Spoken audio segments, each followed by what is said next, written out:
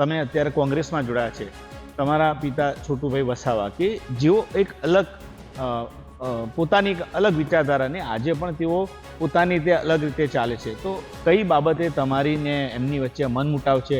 શું આજે તમે બંને એક નથી? ભારતીય ટ્રાઇબલ પાર્ટી અને ભારતીય ટ્રાઇબલ સેના પણ તમે બનાવી હતી, એ ખૂબ મજબૂત હતી આદિવાસી વિસ્તારની અંદર, પરંતુ અત્યારે એ સંગઠન તૂટી ગયું છે, તો એ સંગઠન તોડવા માટે તમે કોને જવાબદાર ગણો છો? લોકો કોઈ પણ મુદ્દો હોય તો એક સમય છોટુભાઈ વસાવાને યાદ કરતા હતા, પરંતુ આજે જોવા મળી રહ્યું છે ચેતર વસાવાને લોકો યાદ કરે છે. મામા ભાણિયાનું થોડું મિલન થાય તો સારું. ગોળ ખવડાવો, ચીકી ખવડાવી, કંઈ વાંધો નથી. મને એવું લાગે છે કે પેલા મરઘીને જે દાણા નાખવામાં આવે છે ધીમે ધીમે, જ્યારે મરઘીને પકડીને એને કાં તો પછી ખાવા માટે હોય, કાં તો ઈંડા મુકાવવા માટે હોય, તો એવી રીતે હવે દાણા નાખવા માંડ્યા છે એવું લાગે છે મને મનસુખભાઈ મારફતે. આવનારા સમયની અંદર ચૈતરભાઈને આ લોકો ધીમે ધીમે દાણા નાખી અને ભાજપમાં લઈ જવાની આખી યોજના છે. તમે શું માનો છો કે આદિવાસીઓના મસીહા કોણ? મસીહા એમ જ નહીં બનાય. છોટુભાઈ જેવા તપસ્વી જોવે. જેવી રીતે ભાજપ 89માં અહીં ઘૂસેલું હતું જનતા દળની સાથે ગઠબંધન કરીને લોકસભામાં, એવી જ રીતે પાછું આ વખત હવે નીકળવાનું છે. તમે જોઈ લો, 2029ની અંદર લોકસભામાં કાઢી દઈશું. ભાજપની બી ટીમ આમ આદમી પાર્ટી છે, એનું નેતૃત્વ દિલ્હીમાં બેઠા બેઠા કેજરીવાલ કરે છે. અહીં એક તો ખાલી આ ચૈતરભાઈને એમને આથા બનાવે છે, આ તે બાજુ ગોપાલભાઈ ઇટાલિયાને પાટીદારોના મત તોડાવવા માટે છે. એટલે આ કંઈ બીજું એ છે નથી. અત્યારે એમના 4 ધારાસભ્ય છે. આવનારા સમયની અંદર એક પણ ધારાસભ્ય નહીં મળે 2027માં, એ તમે લખી રાખજો. આવનારા સમયની અંદર તમે જોઈ લેજો, આ કોંગ્રેસને આખા ગુજરાતમાં ઊભી કરી છે. ગુજરાતની રાજનીતિની અંદર આદિવાસી વિસ્તારની અંદર રાજનીતિ જે છે તેની ચર્ચાઓ ખૂબ થતી હોય છે, ત્યારે અનેક નેતાઓ જે છે અલગ અલગ પાર્ટીમાં જતા હોય છે, પરંતુ તેવામાં એક દિગ્ગજ આદિવાસી નેતા મહેશભાઈ વસાવા, જેઓએ કોંગ્રેસ પાર્ટી જોઈન કરી છે. મહેશભાઈની વાત કરીએ તો મહેશભાઈ વસાવા પોતાની ભારતીય ટ્રાઇબલ પાર્ટી ચલાવતા હતા. ત્યારબાદ તેઓએ આમ આદમી પાર્ટી સાથે પણ ગઠબંધન કર્યું હતું વિધાનસભાની ચૂંટણીમાં, અને ભારતીય જનતા પાર્ટીમાં લોકસભાની ચૂંટણી વખતે ગઠબંધન કર્યું હતું. પરંતુ તેઓએ ભારતીય જનતા પાર્ટી છોડ્યા બાદ કોંગ્રેસમાં જોડાયા છે. ત્યારે આપણી સાથે વાતચીત કરવા માટે મહેશભાઈ છે, એમની સાથે ખાસ વાત કરીશું. મહેશભાઈ, સૌપ્રથમ તો કોંગ્રેસમાં જોડાવાનો નિર્ણય કેમ કર્યો હતો? ખાસ તો કોંગ્રેસમાં હું એટલા માટે જોડાયો છું. પહેલાં તો જય જોહાર, જય આદિવાસી, જય સંવિધાન. અને કોંગ્રેસમાં માન્ય અમારા દેશના યુવા નેતા રાહુલ ગાંધીજી, કોંગ્રેસ પાર્ટીના રાષ્ટ્રીય અધ્યક્ષ ખડગેજી, સાથે સાથે અમારા ગુજરાતના અમિત ચાવડાજી જે પ્રદેશ અધ્યક્ષ છે, અને મુકુલ વાસનિક, એમને સાથે અમે ચર્ચા કરી, અને ચર્ચા કરીને અમે કોંગ્રેસમાં જોડાયા છે. એટલા માટે કે અમે શરૂઆતમાં અમે ભારતીય ટ્રાઇબલ પાર્ટી ચલાવતા હતા, અને ખાસ કરીને ભારતીય ટ્રાઇબલ પાર્ટી અમે જે ચલાવ્યા એની અંદર અમે ગુજરાતની અંદર પણ 2 સીટો લાવ્યા. છોટુભાઈ વસાવા સાહેબ અને હું પોતે મહેશભાઈ વસાવા ડેડિયાપાડાની અંદરથી. અને ત્યાર પછી અમે એ પાર્ટીનો અમે વિસ્તાર કર્યો, અને વિસ્તાર કરીને મેં રાજસ્થાનની અંદર પણ મારા 2 ધારાસભ્ય આવ્યા બીટીપીના, અને ત્યાર તાલુકા પંચાયતો પણ અમારી ત્યાં 5 તાલુકા પંચાયત સ્પષ્ટ બનાવવામાં આવી. તો અમે આ લડતા લડતા આગળ ચાલ્યા. પણ સ્વાભાવિક છે કે તમે જે પ્રશ્ન કર્યો કે આમ આદમી પાર્ટી સાથે તમારું એક અમે ગઠબંધન કર્યું, એટલા માટે કે કેજરીવાલની જે વાતો હતી, કેમ કે દેશની અંદર ઘણી પાર્ટીઓ સત્તામાં શાસન કર્યું, પણ લોકો શિક્ષણથી વધારે આકર્ષિત થયા. દિલ્હીની અંદર કેજરીવાલે શિક્ષણ મોડલ બનાવ્યું, ત્યાં ગાડી આરોગ્ય માટે મોહલ્લા ક્લિનિક બનાવ્યા, અને સાથે સાથે એટલો બધો પ્રચાર કર્યો કે જેને ન પૂછી વાત, કે એવું લાગ્યું કે ભારતની અંદર એક નવી પાર્ટી આવી છે ને આખા દેશનો વિકાસ થઈ જશે. પણ આ પૂર્વ આયોજિત હતું કે અન્ના હજારેને આંદોલનમાં ઉતારીને આમ આદમી પાર્ટી એટલે આરએસએસે આખું પ્લાનિંગ કરેલું હતું, અને કેજરીવાલ જેવાને આની અંદર રાજકારણમાં લાવ્યા. અને ખાસ કરીને એ જે દેશની જે પ્રાદેશિક પક્ષો હતા અને રાષ્ટ્રીય પાર્ટીઓ હતી, કોંગ્રેસ જેવી હતી, બીજા પ્રાદેશિક પક્ષો હતા, એના વોટ તોડવા માટેનું આખું આ ષડયંત્ર હતું. બીજું કે ત્યારબાદ તમે લોકસભાની ચૂંટણી વખતે મનસુખભાઈ વસાવા જ્યારે સાંસદની ચૂંટણી લડતા હતા ભરૂચ લોકસભા પર, તે વખતે પણ તમે ભારતીય જનતા પાર્ટી સાથે જોડાયા હતા. પછી તમારે ભારતીય જનતા પાર્ટી કેમ છોડવી પડી? ખાસ તો ભારતીય જનતા પાર્ટીમાં એટલા માટે જોડાયા કે અમારે બીટીપીની અંદર કેટલાક આંતરિક ડખાઓ થયા. માન્ય છોટુભાઈ વસાવા સાહેબ અમે 2022ની અંદર સાથે અમે વાત કરી અને ચૂંટણી લડવા માટે અમે એકબીજાને સહમત હતા. છોટુભાઈ વસાવા અમારા આદરણીય પૂંજીય છે, આધુનિક જમાનાના બિરસા છે અને એમની વિચારધારાથી જ આખા ગુજરાતની અંદર ઉમરગામથી અંબાજી સુધીની જાગૃતિ આવી છે.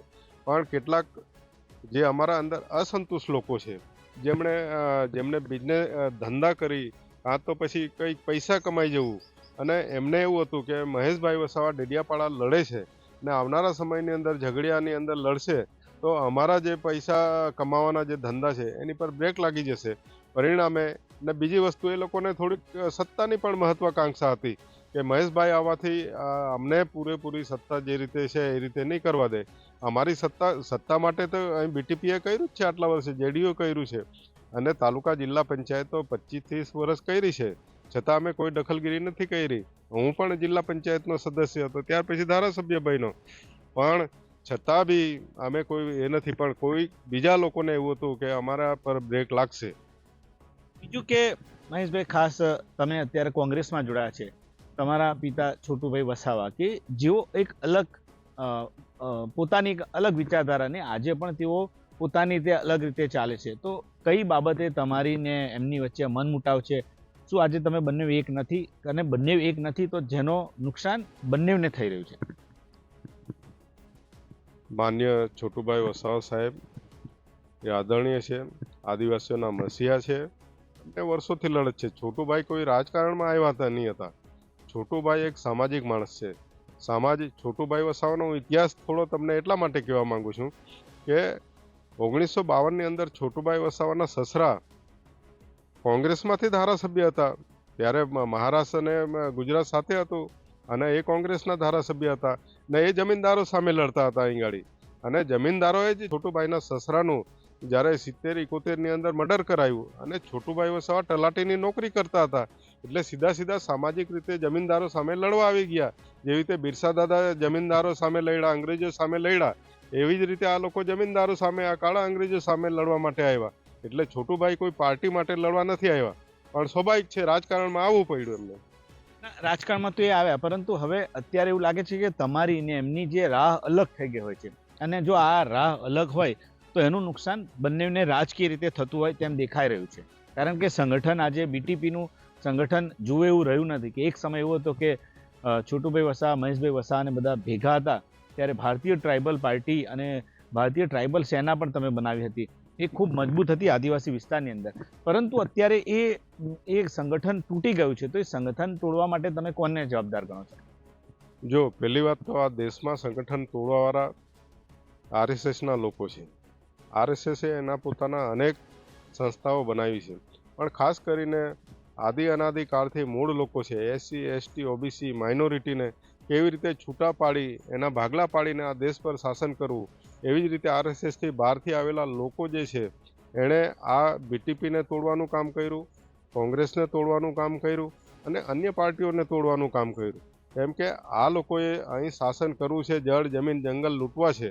આરએસએસના એટલે જ રાહુલ ગાંધી કહે છે ને કે ભાઈ આરએસએસ જે અહીં કરી રહ્યો છે આ દેશને ખતરનાક છે. હિન્દુ રાષ્ટ્ર બનાવવાની જે વાત છે એ હિન્દુ રાષ્ટ્ર એટલા માટે એ લોકો બનાવવા માંગે છે. અગર આદિવાસી વિસ્તારની અંદર તમે જળ જમીન જંગલો આટલું મોટું લૂંટવું છે, આદિવાસીઓને હિન્દુ ગણો છે, તો આદિવાસીઓને કેમ તમે આટલા પછાત રાખ્યા શિક્ષણ વગર? આજે તમે ગુજરાતની અંદર 30 વર્ષથી તમારું ભાજપનું શાસન છે અને આટલી 5,500 શાળાઓ આજે તમે સ્કૂલો બંધ કરી દીધી અહીં ગાડી, પ્રાથમિક શાળાઓ, એનું કારણ શું?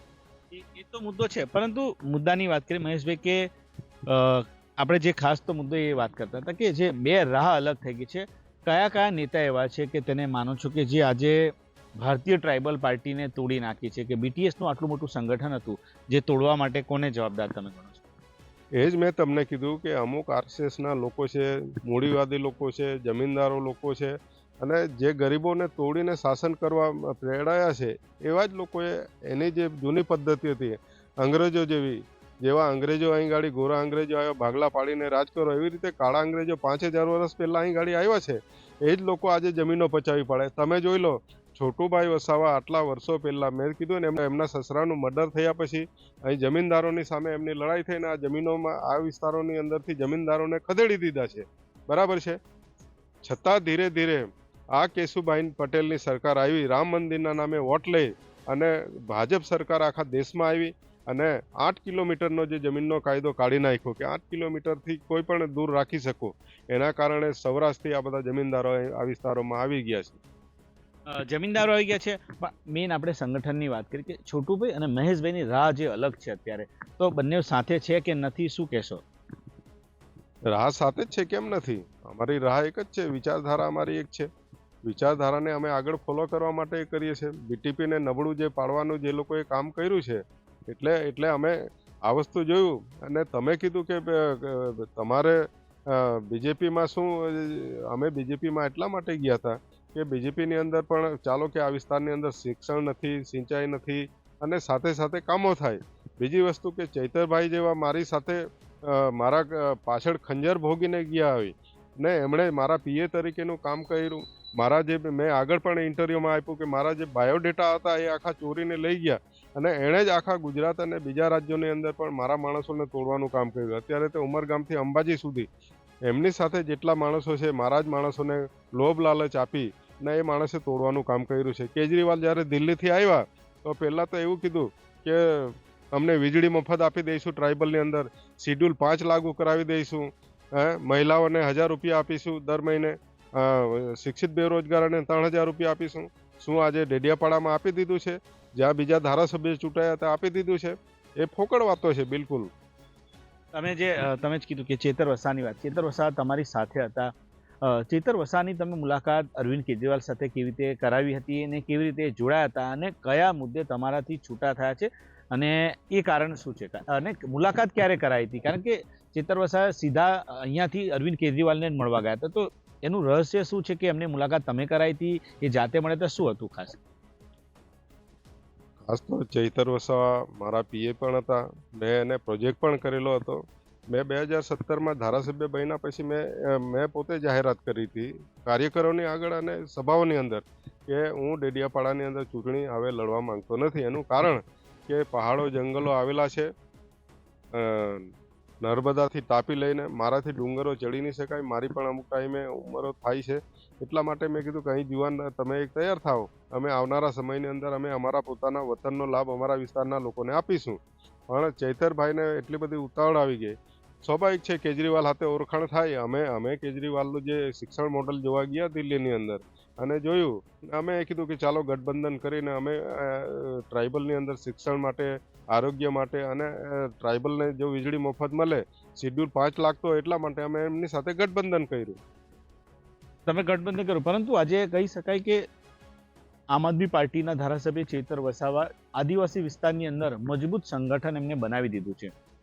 તો એનું કારણ શું છે? અને એમનું દિન પ્રતિદિન વ્યાપ વધતો જ જાય છે. દરેક ગુજરાતની અંદર આદિવાસી વિસ્તારની અંદર અત્યારે લોકો કોઈ પણ મુદ્દો હોય તો એક સમય છોટુભાઈ વસાવાને યાદ કરતા હતા, પરંતુ આજે જોવા મળી રહ્યું છે ચેતર વસાવાને લોકો યાદ કરે છે, ધારાસભ્ય જે ડેડિયાપાડાના છે.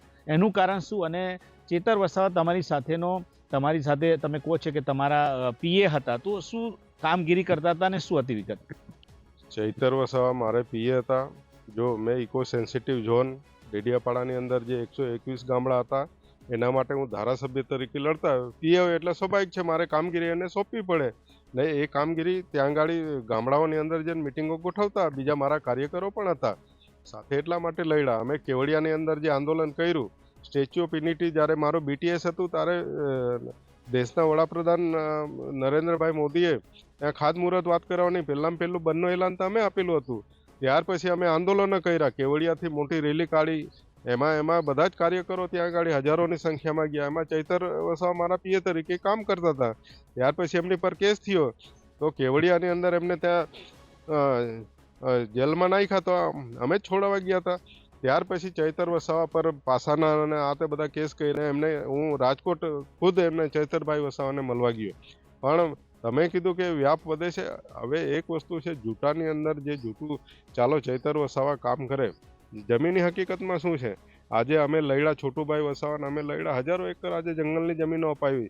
જે માઇગ્રેશન થતું હતું પહેલાં મજૂર સૌરાષ્ટ્ર અને કચ્છમાં જતા રહેતા, સુરત શહેરોમાં જતા રહેતા, આજે નથી જતા. લોકો આજે શેરડી, ડાંગર, કપાસ, ત્યાં ગાડી મકાઈ પકવે છે આજે.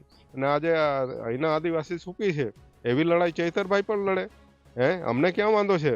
પણ આવા બહારથી જે આવેલી પાર્ટીઓના નેતૃત્વ કરીને આદિવાસીને ગેરમાર્ગે નહીં દોરે, એના માટેનું કામ છે. કેમ કે આમ આદમી પાર્ટી એટલે ભાજપની બી ટીમ છે. અત્યારે મને તો એવું લાગી રહ્યું છે થોડા દિવસથી કે આપણા સાંસદ માન્ય મનસુખભાઈ અમારા બી આદરણીય છે અને ભરૂચના સાંસદ છે, દેશના સાંસદ કહેવાય. તો એમણે પણ હમણાં તમે જોઈ લો, મકર સંક્રાંતિને એક સ્ટેટમેન્ટ તમે જ લીધું છે એની અંદર કે ભાઈ હવે મામા ભાણિયાનું થોડું મિલન થાય તો સારું.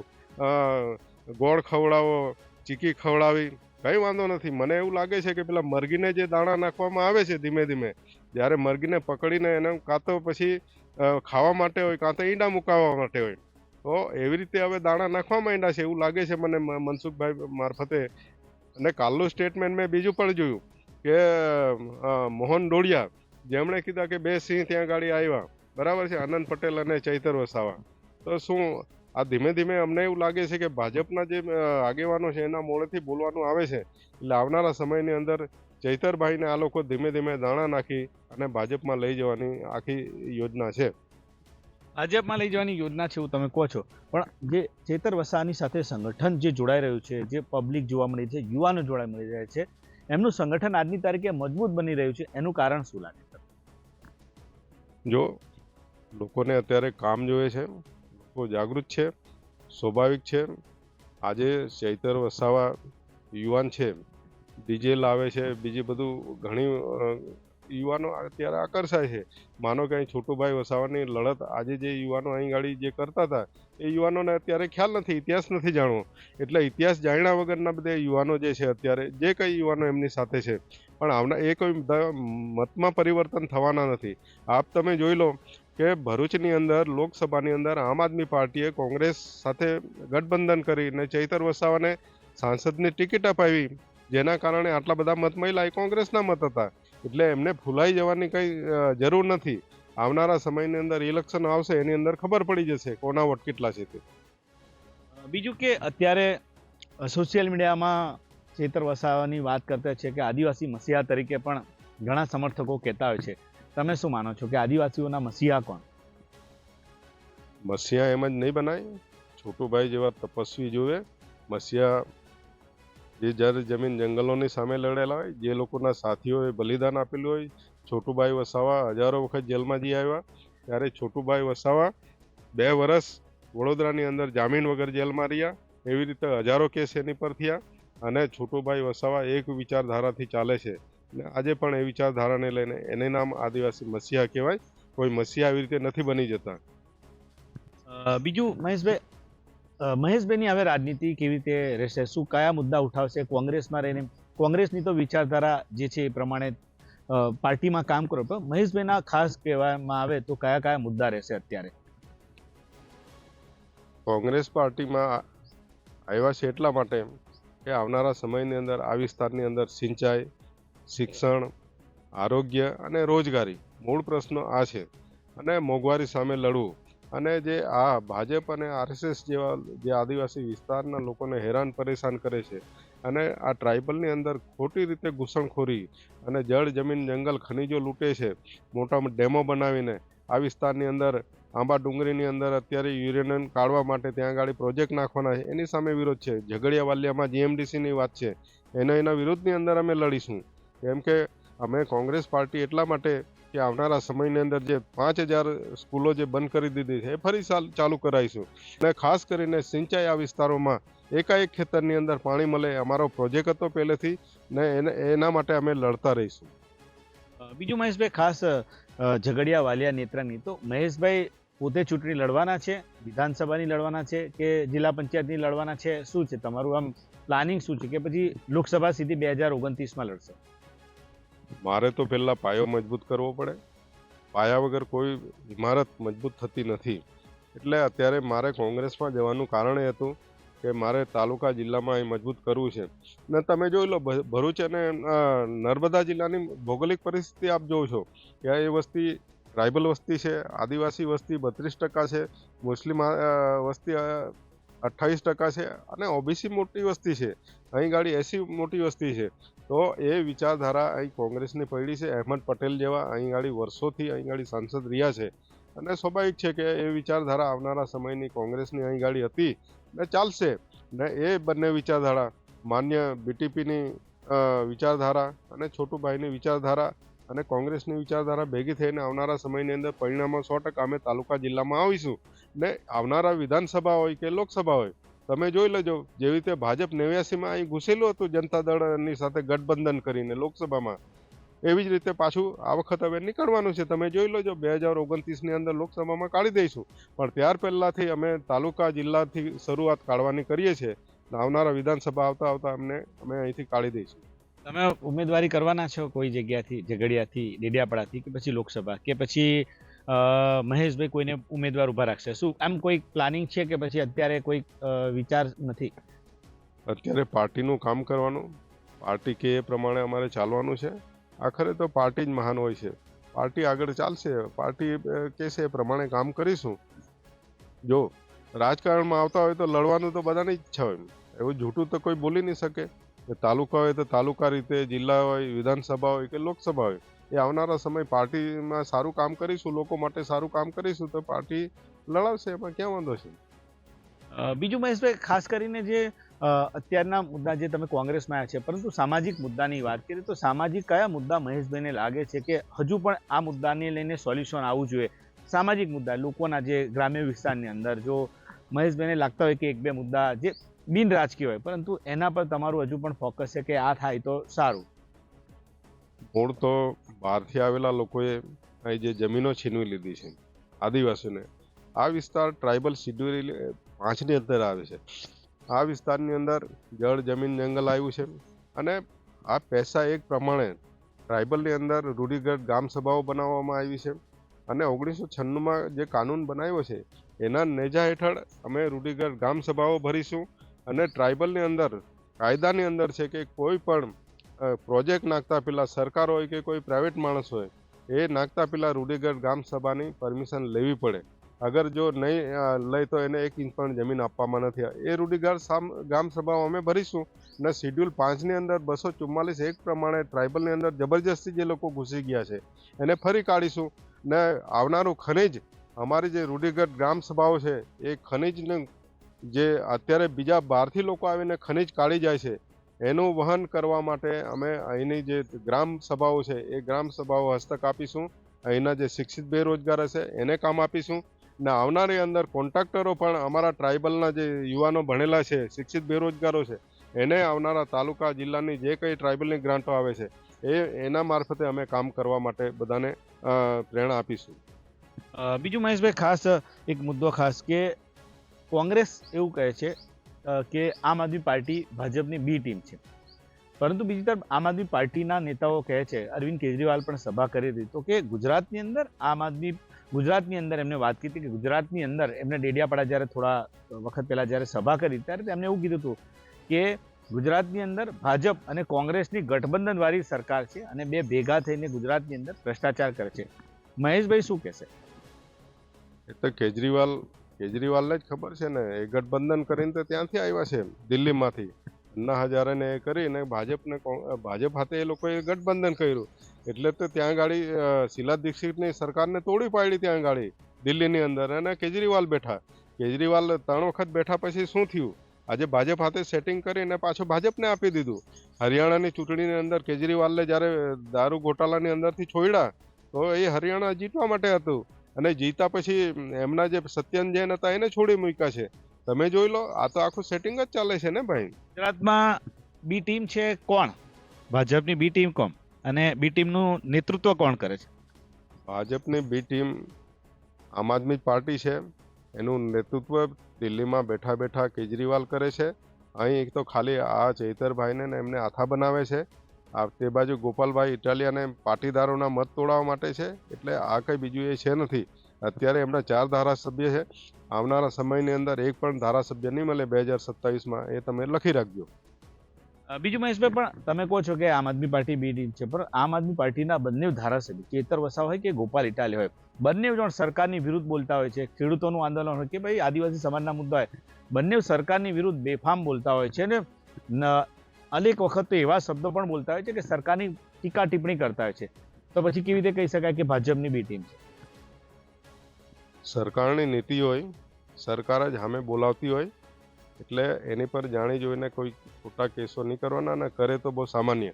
હું એક ચૈતર વસાવાની હું એક વાત કરું છું, એની લોકપ્રિયતા કોણ વધારે છે આજે? મારી વાત સાંભળો. ડેડિયાપાડાની અંદર જે પ્રાંતની જે એક્ટિવિટીની જે મિટિંગ હોય છે, એની અંદર પેલા એની પાસે એક ગ્લાસ માર્યો છે પેલા તાલુકાના પ્રમુખે. એમાં 307 લગાવવાની શું જરૂર છે? એ તો ભાજપે જાણી જો ને એને પ્રોજેક્ટ કર્યા, અને ખોટી રીતે 2 મહિના એમને જેલમાં નાખ્યા ને. 307 લગાવવાની 2 મહિના નાખવાની કોઈ જરૂર નથી. એવી રીતે અત્યારે પણ પ્રોજેક્ટ કોણ કરે છે? તમે જોઈ લો, સરકારની વિરુદ્ધમાં આટલું બોલે છે, નરેન્દ્ર મોદીના વિરુદ્ધમાં બોલ્યા છે, બીજું બધું એ બોલ્યા છે, તો એ તો જાણી જોઈ ને. એ તો ઘણી વખત તમે જોઈ લો, અસરુદ્દીન ઓવૈસી બી બોલે જ છે ને, એની પર કેમ કોઈ ફરિયાદ નથી થતી? આમને તો ખાલી એક અત્યારે ચહેરો બનાવીને આ કોંગ્રેસના અને થર્ડ પાર્ટીઓના વોટ તોડાવવા માટે આ લોકોને પ્રોજેક્ટ કર્યા છે. એટલે જે એ અત્યારે સરકારની વિરુદ્ધ બોલે છે, તો એ એમનો અવાજ નથી? શું એમને ભાજપ કે તે પ્રમાણે બોલે છે?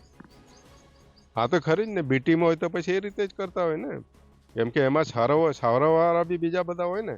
તમે જોઈ લો, અત્યારે અહીં ગાડી બીટીપીને તોડવાનું બી કામ કરી રહ્યા છે.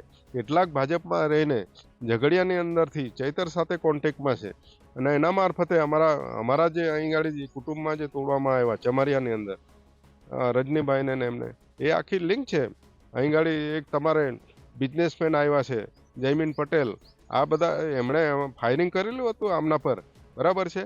એમાં તો સમાધાન કરી નાખવા લોકોએ, સમાધાન કરીને પછી આમ આદમી પાર્ટીમાં આ જ લોકો બધા મોકલવાવાળા લોકો છે. તમારી સાથે જોડાયેલા ઘણા લોકો જે આમ આદમી પાર્ટીમાં જે જોડાયા છે, અને તમારી સાથે જ કામ કરતા રીતેશભાઈ ધારાસભ્ય ભાજપમાં છે, તો આમ આદમી પાર્ટી અને ભાજપના નેતાઓ શું આ વિસ્તારમાં ભેગા છે એવું કહો તમે? કે પછી તમને કેમ એવું લાગે છે કે ભાજપ અને આમ આદમી પાર્ટીના નેતાઓ એક સાથે ભેગા મળીને બીટીપીને તોડે છે? મૂળ તો છોટુભાઈની વિચારધારાને તોડવાનું કામ છે આ લોકોનું. આ બીજા કોઈને કંઈ પડી છે નથી.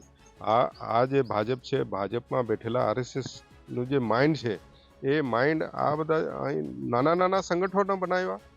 તમે જોઈ લો, બીટીએસ બનાવ્યા, પછી ઘણી વખત યુથ પાવર બનાવ્યા, લાયન્સ સેના બનાવી, એટીએસ બનાવ્યું. શું આ એને તોડવાનું જ કામ છે ને? અત્યારે પણ તમે જોઈ લો, બીટીપીને તોડવા માટે બીએપી રાજસ્થાનમાં બનાવવાનું કોણે કામ કર્યું છે? એ દિલ્હીમાં બેઠા બેઠા અમારા મૂળિયાની અંદર આ લોકોએ ઘા કર્યા છે, એના મારફતે આ તોડાયું છે. બીએપી જે બાપ પાર્ટી રાજસ્થાનમાં છે તેની વાત કરો, કારણ કે એ પહેલા બીટીપી ત્યાં મજબૂત હતી, પરંતુ બીટીપી હવે રાજસ્થાનમાં નથી. છે રાજસ્થાનમાં નથી એવું નથી, પણ ત્યાં ગાડી અહીંથી જ લોકોને પ્રોજેક્ટ કરીને ત્યાં ગાડી બધી રીતે ફંડિંગ, એને તોડવાનું કામ જે દિલ્હીમાં બેઠા લોકો કરે છે, એ આ તોડવાનું કામ કરી રહ્યા. પણ હું એટલા માટે જ મારે આ કોંગ્રેસમાં આવ્યો છું, ને આવનારા સમયની અંદર તમે જોઈ લેજો, આ કોંગ્રેસને આખા ગુજરાતમાં હું ઊભી કરીશ. ઉમરગામથી અંબાજી સુધી જે એસસી એસટી ઓબીસી રહી છે, માઇનોરિટી રહી છે, એની સાથે હું રહી અને આ ગુજરાતની અંદર આવનારા તાલુકા જિલ્લાની અંદર કોંગ્રેસને ઊભી કરી દઈશ. આવનારી વિધાનસભાની અંદર પણ આવનારી સરકારો આવવાની છે. રાહુલ ગાંધીની નેમ છે કે ગુજરાતની અંદર હવે પછી કોંગ્રેસની સરકાર આવવાની છે, એટલે રાહુલ ગાંધી અત્યારે ગુજરાતના દોરા કરવાના છે, અને 100% એને અમને સફળતા મળશે. મહેશભાઈનો મુખ્ય ટાર્ગેટ કોણ રહેશે ચૂંટણીની અંદર, કે કયા નેતાને મહેશભાઈ હરાવવા છે ટાર્ગેટમાં? ટાર્ગેટમાં તો મારે આદિવાસી સમાજને જળ જમીન જંગલ શિક્ષણથી ઉપર લાવવો છે. રાજકારણમાં કોઈ કાયમ માટે દુશ્મન નથી હોતા, અને ઠીક છે, હરીફ હોઈ શકે છે, એ ચાહે વિધાનસભા હોય, તાલુકાનો હોય, જિલ્લાનો હોય કે લોકસભાનો હોય, પણ હું સમાજ માટે કામ કરવાવાળો માણસ છું. છોટુભાઈ વસાવાની અને બિરસા દાદાની વિચારધારાને આગળ લઈ જવાવાળો માણસ છું. એટલે શિક્ષણ, આરોગ્ય, રોજગારી અને અહીં જળ જમીન જંગલો માટે, અમારી સંસ્કૃતિ પ્રકૃતિ માટે અમે લડતા રહીશું. મહેશભાઈના વિચાર પ્રમાણે મનસુખભાઈ વસાવાની રાજનીતિ સાચી કે ચેતર વસાવાની રાજનીતિ? બેમાંથી તમને કયા નેતાની રાજનીતિ ગમે છે કે જે પ્રજા અને સમાજ માટે કામ કરતા હોય? જો પોતપોતાની રાજનીતિ તો પોતપોતાની પાર્ટીઓ, એટલે રાજનીતિ તો પોતે કોઈ એવો માણસ નહીં હોય કે મારી રાજનીતિ સારી નથી. રાજનીતિ તો મનસુખભાઈની બી સારી છે, એમાં ક્યાં વાંધો છે, વર્ષોથી લડે છે, સાંસદ છે. આજે જનરલ સીટ પર 7 વખત ચૂંટાવું એ મનસુખભાઈને કારકિર્દી છે. હવે ચૈતરભાઈને આવનારા સમયમાં ખબર પડશે એ પોતે કેટલા સક્ષમ છે, શું છે તે. આવનારી ડેડિયાપાડાની ઇલેક્શન તો આવવાના જ છે 2027ની અંદર, બરાબર. અને આ તાલુકા જિલ્લામાં ટેસ્ટિંગ થઈ જશે કેટલા વોટ કોને મળે છે. બીજું કે મહેશભાઈ ને છોટુભાઈ લોકસભા કે વિધાનસભામાં સાથે ચૂંટણી લડતા અને પ્રચાર કરતા જોવા મળશે કે પછી અલગ અલગ જ રહેશે? સ્વાભાવિક છે, અમારા વડીલ છે એટલે આશીર્વાદ તો અમને રહેવાના જ છે. આ વડ નીચે જ બેઠા છે, વડ જેવું વૃક્ષ છે છોટુભાઈ વસાવા. એ આ બધી ડાળીઓને આગળ વધારે છે. એ અમને 100% હું જળ જમીન જંગલ માટે એના માટે લડવાનો છું, તો 100% સપોર્ટ કરવાના છે છોટુભાઈ વસાવા.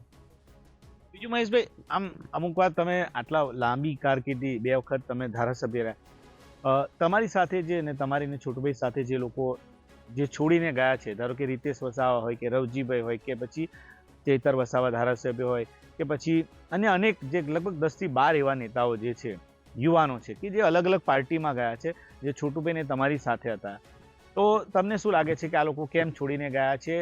શું એમની કોઈ મહત્વાકાંક્ષા હતી કે કયા કારણસર એમને છોડીને ગયા છે? અને આજની તારીખે એ બધા અન્ય પાર્ટીઓમાં છે, શું વિચારો છો તમે? જો મહત્વાકાંક્ષા તો બધાને જ હોય પાર્ટીમાં, કંઈ બની જવાની હોય ને. જે છોડીને ગયા છે પાછા આવવાના જ છે. તમે જોઈ લો, આજે એ લોકો જ્યાં છે ત્યાં પસ્તાય છે. ભલે એ લોકો આજે ત્યાં આગળ સત્તામાં છે. તમે જોઈ લો, પ્રકાશ દેસાઈ જેવા પણ આ વિસ્તારમાં છોટુભાઈના ખાસ માણસ હતા, પણ એ બધા લોકો ભ્રષ્ટાચારની અંદર ફસાઈ ગયા છે. એટલે આખી પાર્ટી તોડી અને એ લોકો આજે અહીં ગાડી સત્તામાં આવ્યા છે, પણ એ લાંબુ ચાલવાના નથી. અને જ્યાં સુધી જો આમ આદમી પાર્ટીની વાત કરો છો, તો આમ આદમી પાર્ટીમાં ફરી ગયા છે, અમારી સાથે આવવાના છે. અત્યારે લાઈનમાં છે એ લોકો. તમે જોઈ લેજો થોડા ટાઈમની અંદર કેટલા જોડાય છે અમારી સાથે આવનારા સમયની અંદર. છેલ્લો સવાલ મહેશભાઈ, મહેશભાઈની પીઠમાં રાજકીય ખંજર કોણે ભોગ્યું? કયા નેતાએ ભોગ્યું? અને એનો વસવસો કેટલો છે મહેશભાઈને? જો ખંચર ભોગવાનું કામ તો મારા પીએ તરીકે જે ઘરમાં હોય, જે ઘરમાં વિશ્વાસુ હોય, એ જ માણસ જો સામે દગો ખંજર ભોગતા હોય તો ખંજર તો એમણે વિશ્વાસઘાત કર્યો છે, એ ખંજર છે, બરાબર. એટલે એમણે જે મારા જે નીતિ નિયમો હતા, ચેતર વસાવાની વાત, ચેતર વસા, હવે તમે મારા પીએ હતા, એ સામે આજે ગયા છે, તો સ્વાભાવિક છે કે મને મારા સમાજને નુકસાન કર્યું છે. મને એકલું પોતાને નથી, પણ મારા સમાજને જે જળ જમીન જંગલો માટે અમે લડતા એનું નુકસાન કર્યું છે. અને બીટીપીને નબળું પાડવાનું કામ બી એમણે જ કર્યું છે. પરિણામે મારે આ પગલું ભરવું પડ્યું છે. ને આવનારા સમયની અંદર આ તમે જોજો કે ગુજરાતની અંદર અમારી કોંગ્રેસની સરકાર આવવાની છે. મહેશભાઈ, હમણાં આમ છેલ્લા કેટલાય સમયથી ભીલ પ્રદેશનો મુદ્દો શાંત પડ્યો હતો, પરંતુ મધ્યપ્રદેશમાં આ મુદ્દાને લઈને ચર્ચા કરવામાં આવી. રાજકુમાર રાવત હોય કે પછી અન્ય જે નેતા હતા, ચેતર વસાવા કે અન્ય નેતાઓએ પણ અલગ ભીલ પ્રદેશનો મુદ્દો ઉઠાવ્યો હતો. તો આ મુદ્દો ખાલી રાજકીય મુદ્દો છે, ચૂંટણીઓ આવે ત્યારે જ ઉઠે છે, કે ખરા અર્થમાં આ મુદ્દો અલગ અલગ આદિવાસી સંગઠનો ઉઠાવી રહ્યા છે? તમે શું માનો છો? ભીલ પ્રદેશનો એક મુદ્દો સામાજિક મુદ્દો છે, એને કોઈ રાજકીય મુદ્દો નથી. જેવી રીતે બિહારની અંદર ઝારખંડ હતું, ત્યારે આપણા દેશની અંદર બંધારણના સભ્ય હતા જયપાલસિંહ મુંડા, એમણે પણ ત્યાં એની ઝારખંડની માંગ કરી હતી. અને ઝારખંડ ત્યાર પછી છૂટું પડ્યું. એ કોંગ્રેસે જ આપ્યું છે ને, કોણે આપ્યું છે? એવી રીતે કોંગ્રેસની અને બંધારણમાં છે જ, બંધારણ શિડ્યુલ 3 ની અંદર આપેલું જ છે કે ભાઈ જ્યારે જરૂરિયાત પડે અને જ્યારે ઓછો વિસ્તાર હોય એની અંદર લોકોને સુવિધા પડે એ રીતે. દાખલા તરીકે અહીં જિલ્લાઓ છૂટા પાડ્યા, શંકરસિંહ વાઘેલાએ છૂટા પાડ્યા જિલ્લા પહેલા, અને નરેન્દ્રભાઈ મોદીએ પણ ભરૂચમાંથી નર્મદા જિલ્લો કર્યો, સુરતમાંથી તાપી જિલ્લો કર્યો. એવી રીતે દેશનું મોટું રાજ્ય છે અને ભીલ પ્રદેશ એક ભૌગોલિક પરિસ્થિતિથી જોડાયેલા છે. મહારાષ્ટ્રના લોકો છે, ગુજરાતના લોકો છે, જે મધ્યપ્રદેશના લોકો છે, રાજસ્થાનના છે. આજે 25 સીટો છે રાજસ્થાનમાં અને મધ્યપ્રદેશ વિધાનસભાની. મધ્યપ્રદેશમાં 47 છે, મહારાષ્ટ્રમાં 25 છે, અહીં 27 છે. તો ધીમે ધીમે આ જોઈન્ટ થવાના છે અને એ લોકોની માંગ છે. એમાં કોઈ પાર્ટીનો કોઈ વિષય નથી. પણ આ સંસ્કૃતિ અને પ્રકૃતિ, જળ, જમીન, જંગલ અને પોતાનું એ બચાવવા માટે આદિવાસી આવનારા સમયમાં ભેગા થશે આની અંદર. તો આ મુદ્દો સામાજિક છે, પણ કોઈક એને રાજકીય મુદ્દો બનાવીને રાજકીય રોટલો શેકતા એવું લાગે તમને? હા, ઘણા લોકો બોલી જાય ને. રાજકીય મુદ્દો તો ઘણા લોકો બનાવીને આને વોટ લેવા માટેનું કામ કરતા હોય. પણ હું લોકોને પણ કેમ છું કે જળ, જમીન, જંગલમાં જે લોકો રહેનારો છે, અનાદિકાળથી રહેનારો છે, અમારો સમાજ અહીં વર્ષોથી અનાદિકાળથી રહેનારો એસસી પણ રહી છે, ઓબીસી પણ રહી છે અને મુસ્લિમ પણ રહી છે અને આદિવાસીઓ મોટી સંખ્યામાં રહી છે. અને ખાસ કરીને ભીલ સમાજ જે આ વિસ્તારોમાં પથરાયેલો છે એના નામે લોકો માંગે છે. તો આમાં રાજકીય મુદ્દો નહીં હોવો જોઈએ ને રાજકીય કોઈ મત માંગતા હોય તો રાજકીય મત મળવા નહીં જોઈએ ને લોકોએ આપવા પણ નહીં જોઈએ. આ હતા મહેશભાઈ વસાવા, આદિવાસી નેતા, ડેડિયાપાડાના 2 વખતના ધારાસભ્ય, જેઓ અત્યારે કોંગ્રેસમાં જોઈન્ટ થયા છે. મહેશભાઈ જે તમામ મુદ્દે વાત કરી, તો ટૂંકમાં આપણે એનો ક્ષાર કહીએ તો મહેશભાઈ અત્યારે પોતે જે પહેલાં જે મુદ્દા ઉઠાવતા હતા એ તમામ મુદ્દાઓને લઈને આગળ તેઓ વાત કરશે. સાથે સાથે છોટુભાઈ વસાવાના મુદ્દે પણ તેમણે વાત કરી. આ ઉપરાંત તેમને સ્થાનિક સ્વરાજની ચૂંટણીમાં પોતે કઈ રીતે એક્ટિવ રહેશે તે મુદ્દે વાત કરી છે ને આમ આદમી પાર્ટીના ધારાસભ્ય ચેતર વસાવા તેમની સાથે કામ કરતા હતા અને કેવી રીતે છૂટા પડ્યા એ મુદ્દે વાત કરી ને આમ આદમી પાર્ટી વિશે પણ વાત કરી. ત્યારે મહેશભાઈ વસાવા અત્યારે કોંગ્રેસમાં આવ્યા બાદ એક્ટિવ મોડમાં છે અને આગામી સ્થાનિક સ્વરાજની ચૂંટણીને લઈને તેઓ સંગઠન ઊભું કરી રહ્યા છે અને સાથે સાથે જિલ્લા પંચાયતની ચૂંટણી અને તાલુકા પંચાયતની ચૂંટણી તો ખરી જ, પરંતુ આવનારી જે 2027ની વિધાનસભાની ચૂંટણી છે તેની પણ તેમની તૈયારી છે. એટલે કે મહેશ વસાવા કોંગ્રેસમાં નવી પારીની જે શરૂઆત કરી છે તેમાં તેઓ પોતાનું સંગઠન મજબૂત કરાવવાનો પ્રયાસ કરી રહ્યા છે. નરેન્દ્ર પેપરવાલા, ગુજરાત તક, નર્મદા.